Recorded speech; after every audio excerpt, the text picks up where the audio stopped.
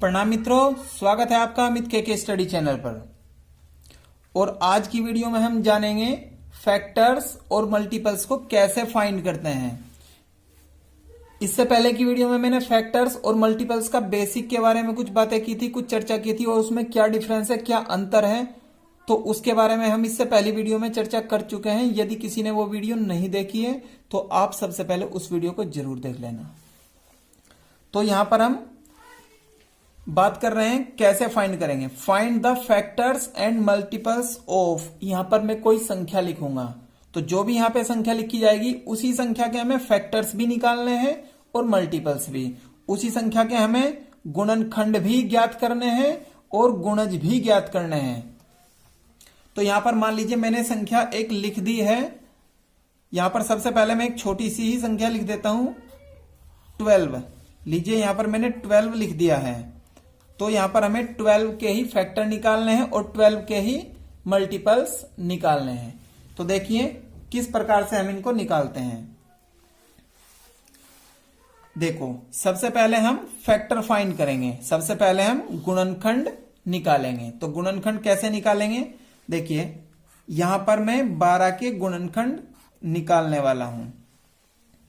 तो गुणनखंड निकालने का सबसे आसान तरीका आप जानते हैं, दो तरह से आप चेक कर सकते हैं। सबसे पहले आप देखिए 1 के टेबल में 12 आ रहा है। 1 के टेबल में सभी संख्याएं आती हैं, इसलिए मैंने 1 लिख ही दिया है। तो 1 के टेबल में 12 आता है तो आप यहां पे 1 लिख देंगे। यहां पर मैं 12 के फैक्टर लिख रहा हूं पहले। तो 2 के टेबल में 12 आता है या नहीं आप चेक करेंगे बारी बारी से। 2 के टेबल में 2 6 12, बिल्कुल 2 के टेबल में 12 आ गया है, तो इसलिए 2 12 का फैक्टर है। अब आप चेक करिए 3 के टेबल में 12 आता है क्या। 3 4 12, 3 चौक 12, तो 3 के पहाड़े में भी 12 आ गया है, तो 3 भी 12 का गुणनखंड या फिर फैक्टर हो जाएगा। अब 3 के बाद आप चेक करेंगे 4 से। अब आप 4 से चेक करिए, 4 के टेबल में 12 आ रहा है क्या। 4 3 12, 4 3 12 है, तो 4 के टेबल में भी आ गया है, तो 4 भी इसका फैक्टर हो जाएगा। 4 के बाद आती है बारी 5 की। 5 से चेक करिए, 5 के टेबल में 12 आता है क्या। 5 एकम 5, 5 दूनी 10, 5 3 15 है, 5 3 15, तो 5 के टेबल में नहीं आया है, तो 5 12 का फैक्टर नहीं है। 5 12 का 12 का गुणनखंड नहीं है। 5 के बाद 6 से चेक करेंगे, 6 के पहाड़े में 12 आ रहा है, इसलिए मैंने यहां पर 6 लिख दिया है। 6 2 12, 6 दूनी 12 है, तो 6 के पहाड़े में आ गया है, तो मैंने 6 भी लिख दिया है। अब 6 के बाद 7 के पहाड़े में 12 नहीं आएगा, 8 के पहाड़े में भी नहीं आएगा। अब केवल इसके बाद ये 12 के ही पहाड़े में आएगा। लेकिन अगर इस तरह से कोई बड़ी संख्या है तो उसमें हमें बहुत समय लग सकता है। तो यहां पर ये मैंने लिखे हैं 12 के फैक्टर। कितने फैक्टर आए हैं 12 के, 1 2 3 4 5 6, तो संख्या 12 के गुणनखंडों की संख्या होती है 6, और यहां पर मैंने 12 के सभी गुणनखंड लिख दिए हैं। अब इन गुणनखंडों को हम कैसे निकालेंगे। ये तो संख्या छोटी थी, 12 संख्या थी हमारे पास, तो यहां तो मैंने टेबल पढ़ करके देख लिए हैं। तो एक और इसका तरीका हो सकता है, देखिए किस प्रकार से। सबसे पहले आपको क्या करना है, 1 का टेबल चलाइए आप। 1 12 12, तो 1 की 12 के साथ गुना करने से 12 ही आएगा। 1 के बाद आप 2 की गुना करिए, 2 का पाड़ा चलाइए आप जब तक 12 नहीं आएगा। 2 6 12 है। अब आप 3 का पाड़ा चला दीजिए, यहां पर 3 4 12, 3 के बाद आप पहाड़ा चलाएंगे 4 का, देखिए, और 4 आ गया है इस साइड में। तो अब आपको टेबल चलाने की जरूरत नहीं है, अब आपको टेबल चलाने की आवश्यकता नहीं है।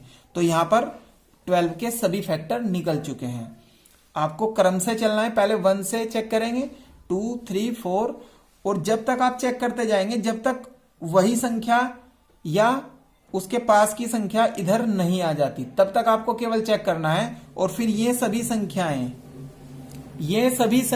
12 के फैक्टर निकल गई हैं। आप चेक कर सकते हैं 1 2 3 4 6 12, 1 2 3 4 6 12, तो यहां पर हमारे पास 12 के सभी फैक्टर निकल चुके हैं। अब हम बात करेंगे 12 के मल्टीपल्स की। तो मित्रों यहां पर मैंने 12 के फैक्टर लिख दिए हैं। फैक्टर्स ऑफ 12 आर, ये 12 के फैक्टर हैं, 12 के गुणज यहां पर हमने लिखे हैं। अब हम गुणनखंड लिखे हैं, माफ करना। अब हम बात करेंगे, यहां पर मैंने गुणज लिख दिया है गलती से, ये गुणनखंड है। फैक्टर्स मीन्स गुणनखंड, गुणनखंड। तो अब हम बात करेंगे 12 के मल्टीपल्स निकालने की। तो 12 के गुणज हम कैसे निकालेंगे? यहां पर देखिए, यहां पर 12 है तो 12 का टेबल यदि हम जानते हैं तो बहुत अच्छी बात है। यदि हम 12 का टेबल नहीं जानते हैं तो उसका आसान तरीका क्या है? आप 12 के साथ मल्टीप्लाई कर लीजिए 1 से। 1 12 आर 12 आ जाएगा, और 12 की ही आप 2 के साथ मल्टीप्लाई कर लीजिए। 2 2 जार 4, 2 1 जार 2।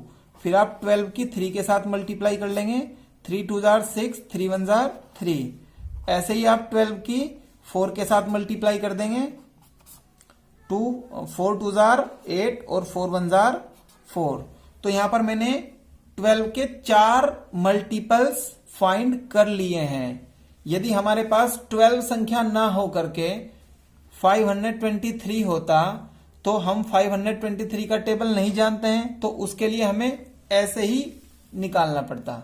यदि आप टेबल जानते हैं, आप पहाड़ा जानते हैं, तो आप डायरेक्टली लिख सकते हैं। यदि आप टेबल नहीं जानते हैं तो आप इस प्रकार से सबसे पहले मल्टीप्लाई करेंगे, और मल्टीप्लाई करने के बाद मल्टीपल्स निकलेंगे।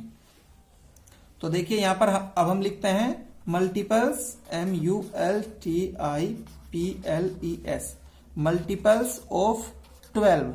तो यहां पर आप यहां पर समझ सकते हैं, नाम से भी आप समझ सकते हैं, मल्टीपल्स यानी मल्टीप्लाई करके जो आते हैं वो मल्टीपल्स हैं। तो मल्टीप्लाई आपको किससे करनी है? पहले आप 1 से करेंगे, 2 से करेंगे, 3 से करेंगे। जरूरी भी नहीं है कि आप सबसे पहले 1 से ही करें। यदि आपको कहा गया है कि आप पहले 4 गुणज बताइए, आपको फर्स्ट 4 मल्टीपल्स फाइंड करने हैं, तब आप ये लिखेंगे। आप चाहें तो 120 सबसे पहले भी लिख सकते हैं, वो 10th मल्टीपल्स हो जाएगा, उसका 10वां मल्टीपल्स हो जाएगा। यदि आपको कहा है कि आप पहले 4 लिखिए, आप पहले 5 लिखिए, फर्स्ट 4 या फर्स्ट 5 लिखिए, तब आपको 1 से स्टार्ट करना पड़ेगा मल्टीप्लाई। अदरवाइज आप कहीं से भी करके लिख सकते हैं, वह भी मल्टीपल ही होंगे। तो मल्टीपल्स ऑफ 4 क्या क्या हो जाएंगे? आप देखिए यहां पे 12 के गुणज क्या हो जाएंगे? 12 के गुणज। तो 12 के गुणज क्या क्या हो जाएंगे? 12 एकम 12, 12 दूनी 24, 12 तीय 36, 12 चौक 48 और 12 पंजे 60। आप डायरेक्टली भी लिख सकते हैं। यहां पर मैंने ये नहीं कहा था कि आप 4 निकालिए, 5 निकालिए, आपको कितने फाइंड करने हैं। तो यहां पर तो हम कितने भी निकाल सकते हैं, लेकिन आपको जब आप क्वेश्चन करेंगे आपसे पूछा जाएगा कि आप फर्स्ट 4 फाइंड करिए या फिर आप फर्स्ट 5 फाइंड करिए। तो जितने आपको कहा जाएगा आप वहां पर उतने निकाल सकते हैं। अब एक क्वेश्चन आपके लिए है, एक क्वेश्चन हम आपको बता रहे हैं, और ये क्वेश्चन है 15। आपको 15 के मल्टीपल्स फाइंड करने हैं और 15 के ही फैक्टर फाइंड करने हैं, और उनका आंसर आपको कमेंट बॉक्स में लिखना है। ये आपका क्वेश्चन हो जाएगा, find the factor and multiples of 15। 15 के गुणज और गुणनखंड ज्ञात करिए। आप कितने गुणज ज्ञात करेंगे? आप फर्स्ट 5 लिख सकते हैं, ठीक है। एक 15 हो जाएगा, और एक नंबर आप लेंगे 123 आप एक और नंबर लेंगे, और इसके भी आपको मल्टीपल्स और फैक्टर फाइंड करके कमेंट बॉक्स में लिखना है। तो आशा करता हूं ये वीडियो आपको पसंद आई होगी। यदि ये वीडियो आपको पसंद आई है तो आप इस वीडियो को लाइक और शेयर करना मत भूलिएगा, और यदि आपका कोई डाउट है तो आप कमेंट बॉक्स में लिख करके उसको जरूर पूछ लीजिएगा। मैं मिलूंगा आपसे इससे आगे की वीडियो में, तब तक के लिए वंदे मातृभूमि।